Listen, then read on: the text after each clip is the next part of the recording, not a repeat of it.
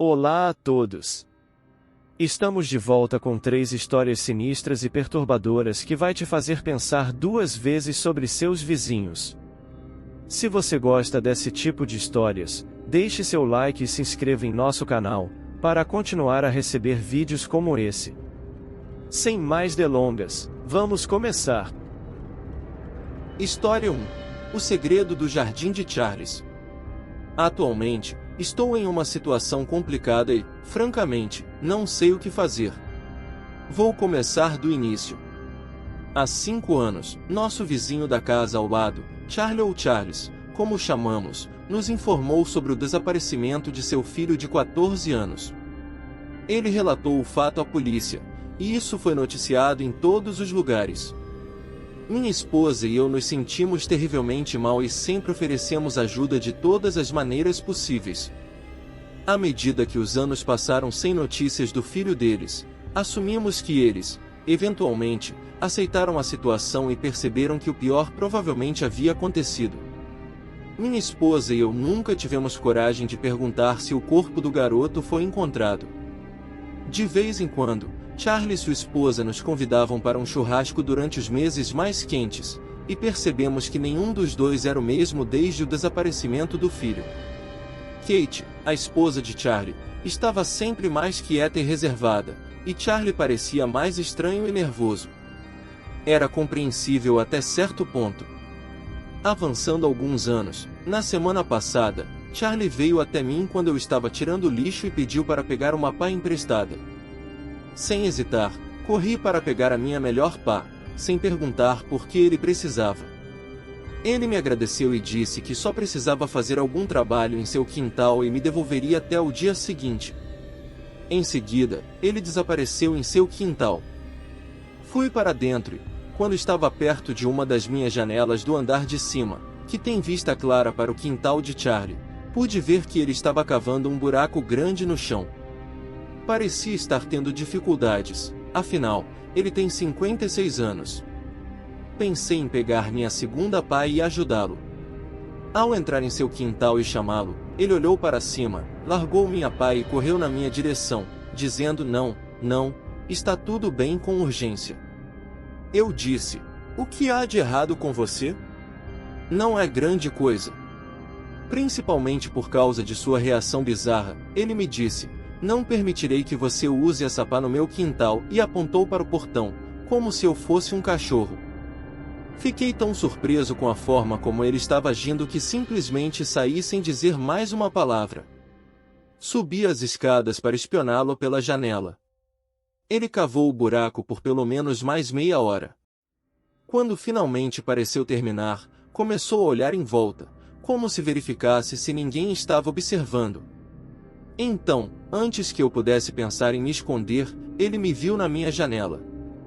Nesse ponto, tudo o que pude fazer foi me afastar casualmente. Ele está aprontando algo, e eu quero descobrir o que é. Continuei olhando para o quintal dele de vez em quando, mas ele parou de cavar. Eu imaginei que ele sabia que eu estava observando e esperaria até escurecer, e eu estava certo. Às 1h30 da manhã, ouvi o som de uma pá batendo na terra lá fora.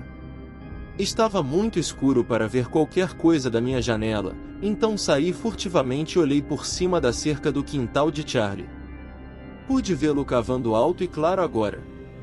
Quando ele foi para dentro de casa, aproveitei a oportunidade para entrar furtivamente em seu quintal e dar uma olhada no que estava no buraco que ele estava cavando.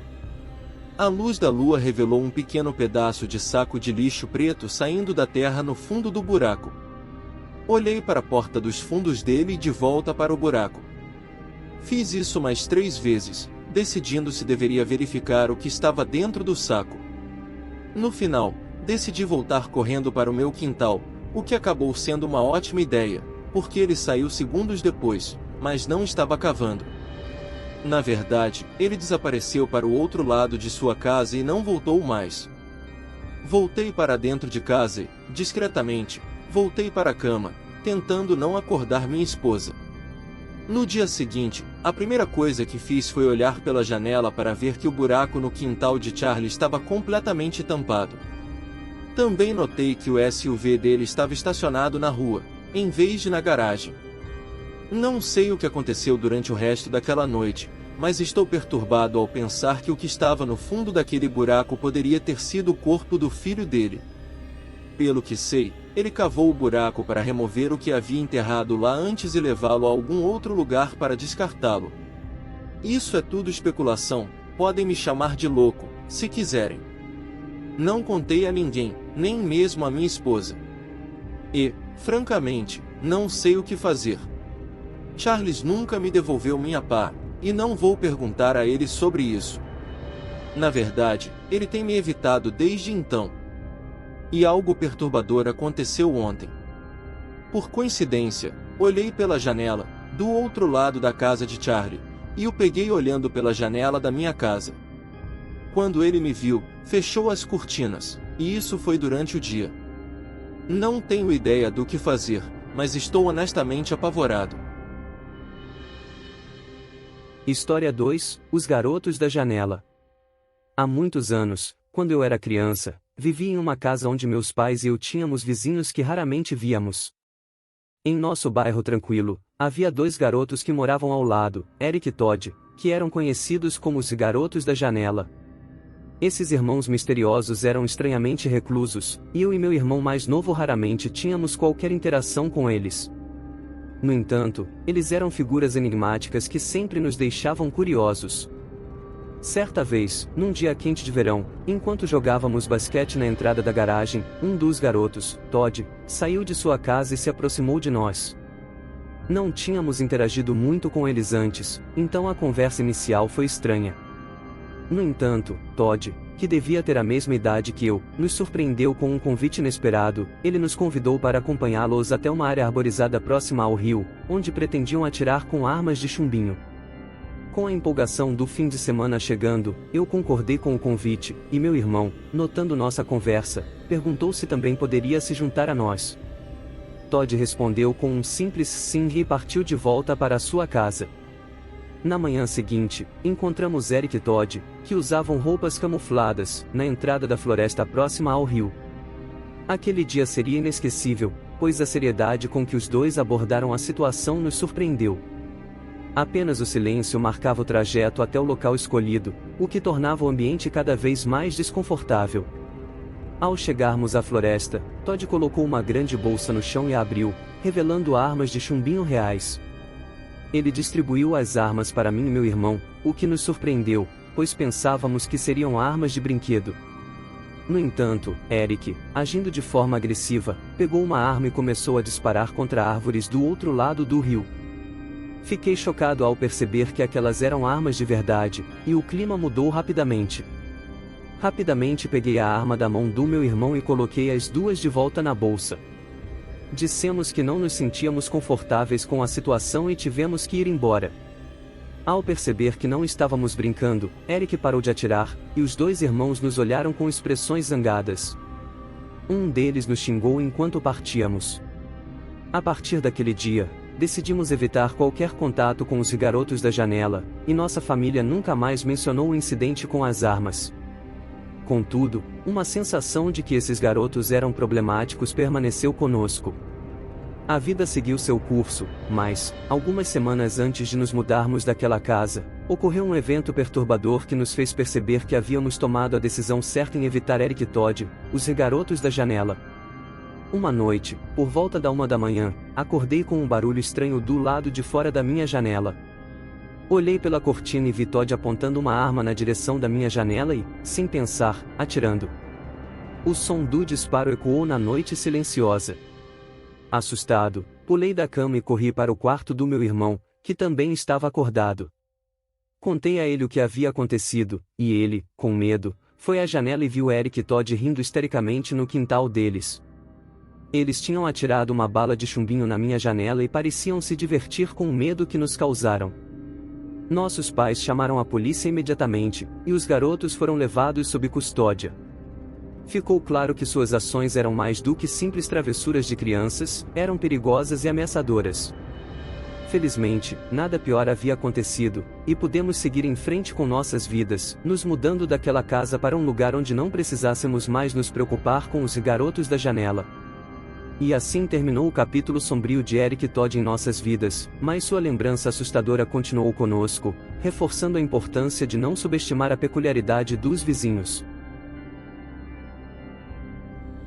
História 3: Vizinhos misteriosos, o pesadelo ao lado. Há alguns anos, quando eu era jovem, vivia em uma casa em um bairro um tanto sombrio. Meus pais e eu tínhamos vizinhos que eram, no mínimo, intrigantes.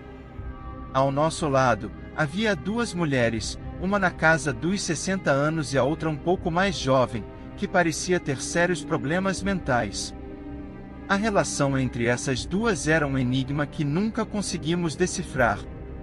Elas raramente saíam de casa, e seus comportamentos eram, no mínimo, perturbadores. Muitas vezes, eu me sentava na varanda da frente e observava o comportamento bizarro dessas vizinhas. A mulher mais nova, que parecia ter distúrbios mentais graves, muitas vezes tinha acessos de raiva e fazia barulhos aterrorizantes. Ela cruzava os braços, balançava de um lado para o outro e gritava coisas ininteligíveis. Em algumas ocasiões, ela apontava na minha direção e murmurava coisas para a mulher mais velha. Era uma cena perturbadora, e muitas vezes eu entrava em casa para evitar testemunhar aquilo. Um dia de verão, o calor escaldante parecia intensificar os episódios. A mulher mais jovem estava tendo um ataque mais violento do que o comum, gritando "Como você se atreve?" repetidamente, enquanto a mulher mais velha tentava contê-la. Sem conseguir aguentar mais, fui até a casa ao lado e bati à porta. A mulher mais velha atendeu, olhando para mim com desdém e perguntando, de forma rude, o que eu queria. Pedi, o mais educadamente possível, que elas baixassem o volume, e ela arqueou as sobrancelhas, claramente irritada com o meu pedido. Foi quando a mulher mais jovem entrou na sala, gritando "Como você se atreve?" A mulher mais velha segurou a mais jovem, impedindo-a de se aproximar de mim, e então fechou a porta na minha cara. Desanimado, voltei para minha casa e minha cama. No entanto, finalmente o silêncio prevaleceu ao lado. Na manhã seguinte, acordei, sentindo que a noite passará rápido demais. Olhei para o relógio e percebi que eram apenas 3 da manhã. Minha cabeça voltou ao travesseiro com um suspiro de alívio. No entanto, não demorou muito até que eu percebesse um som vindo do térreo. Levantei-me, indo até a porta para ter certeza de que não estava imaginando coisas. Quando não ouvi mais nenhum som, voltei para a cama. Mais uma vez, acordei com a sensação de que a noite havia passado rápido demais, com apenas 20 minutos de sono. Eu não sabia o que poderia ter me acordado, mas logo ouvi um som vindo do térreo novamente. Levantei-me, indo até a porta para ter certeza de que não estava imaginando coisas. E, mais uma vez, quando não ouvi mais nenhum som, voltei para a cama. A história continuou com uma série de despertares noturnos, cada um mais inquietante que o anterior. Parecia que a mulher mais jovem do lado estava atormentando minha paz noturna de forma deliberada, e eu não conseguia entender o motivo por trás de suas ações perturbadoras. No entanto, o ponto de virada aconteceu uma noite quando acordei no escuro, apenas para sentir uma presença sinistra no meu quarto. Quando iluminei o ambiente com a lanterna do meu celular, fiquei paralisado de medo ao ver o rosto da mulher mais jovem, iluminado pela fraca luz. Ela estava à beira da minha cama, gritando de forma aterrorizante e agindo como se a luz do celular a ferisse. Gritei também, pulando da cama, mas não consegui ver o que ela estava fazendo. Corri para a porta do quarto, mas antes de sair, olhei para trás e a vi se afastando, ainda fazendo barulhos aterrorizantes. Fechei a porta do meu quarto e liguei para a polícia, enquanto a mulher martelava na porta do meu quarto, gritando coisas incompreensíveis. Quando a polícia chegou, expliquei a situação e disse que a mulher morava ao lado. A mulher mais velha veio falar com os policiais, suplicando para que a deixassem ir embora, mas eles insistiram em levá-la sob custódia por pelo menos aquela noite. Um dos policiais me perguntou se eu queria apresentar queixa, enquanto a mulher mais velha me lançava o olhar mais maligno e odioso possível. Escolhi não apresentar queixa, mas seu olhar não mudou. Os policiais a levaram embora, e a mulher mais velha continuou a me encarar enquanto voltava para casa. 5 minutos depois, a vi entrando em seu carro e indo embora. Ambas as vizinhas ainda moram ao meu lado, e estou seriamente considerando me mudando para escapar do pesadelo que vivi. A mulher mais velha, mesmo após a noite em que sua companheira foi levada pela polícia, continuou a me lançar olhares carregados de ódio sempre que nossos caminhos se cruzavam. Seus olhos pareciam carregar uma maldade inexplicável, e eu não tinha dúvidas de que havia algo profundamente errado com ela. Minha família estava unida na decisão de que era hora de deixar para trás aquele lugar sinistro e aqueles vizinhos perturbados. Enquanto empacotávamos nossas coisas, a mulher mais velha passou a maior parte do tempo observando-nos de sua janela. Era como se ela soubesse que estávamos partindo e se regozijasse com isso. Finalmente, o dia da nossa mudança chegou, e o caminhão de mudanças estava carregado com nossas posses. Nossos vizinhos não se deram ao trabalho de dizer adeus, mas eu tinha uma sensação incômoda de que nossa partida os deixaria ainda mais desequilibrados. À medida que nosso carro se afastava da casa, eu olhei para trás uma última vez. Vi a mulher mais velha parada do lado de fora, com um olhar vazio e um sorriso macabro no rosto. Sabia que estava tomando a decisão certa em deixar para trás aqueles vizinhos misteriosos, mas o arrepio que percorreu minha espinha naquele momento permaneceu comigo. E assim terminou nossa estadia naquela casa e nossa interação com vizinhos que eram muito mais do que estranhos, eles eram um verdadeiro pesadelo ao lado.